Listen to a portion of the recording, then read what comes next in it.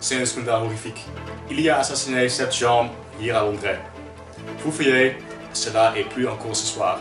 Voici la Journal International.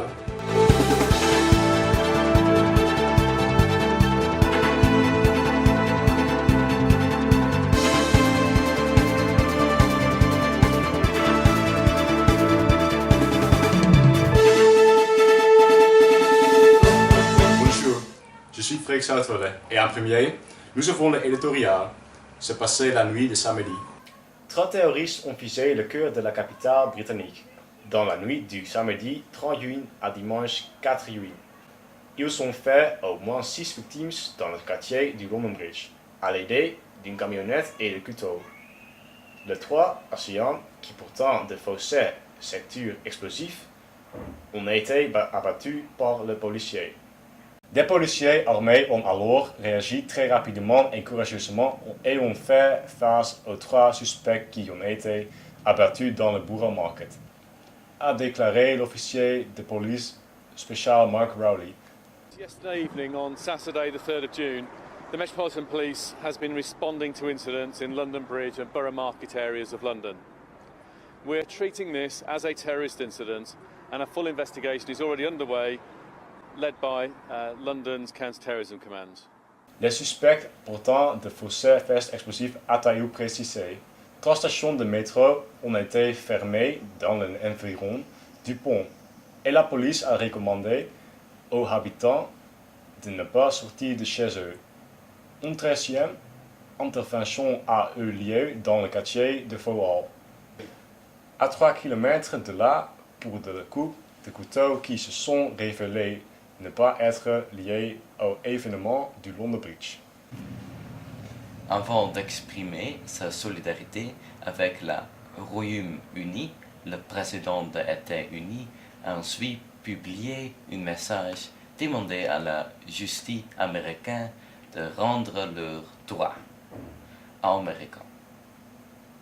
En juin plus que jamais nécessaire l'interrogation du terrorisme américain et des ressources de 6 pays d'Afrique et du Moyen-Orient.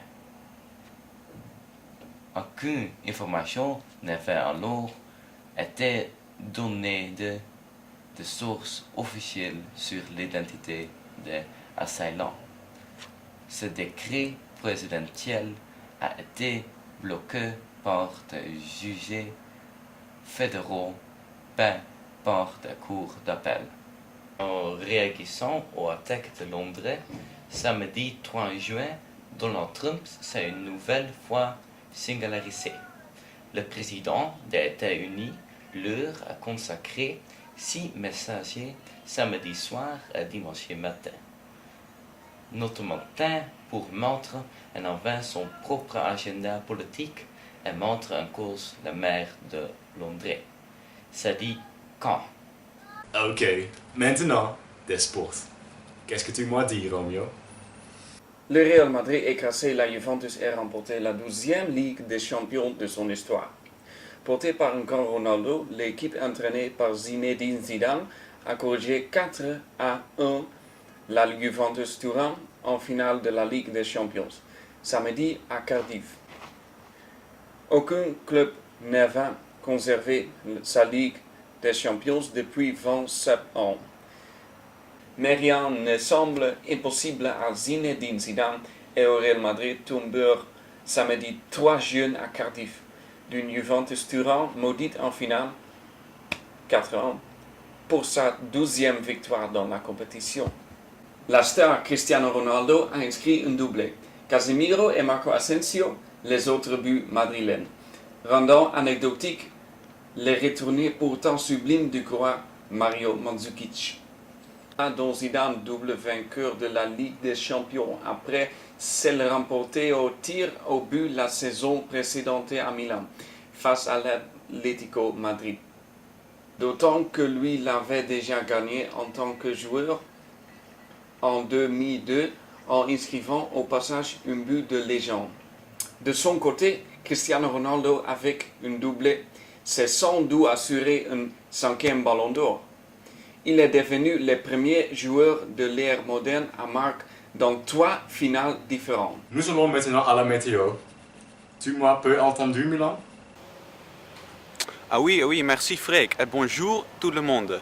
Bienvenue à Météo d'Île-de-France. Aujourd'hui, c'est moi qui va présenter la météo. Le temps pour demain sont de 100 à 16 degrés. Dans le nord, il y a des orages. Il peut être dangereux. Faites attention s'il vous plaît.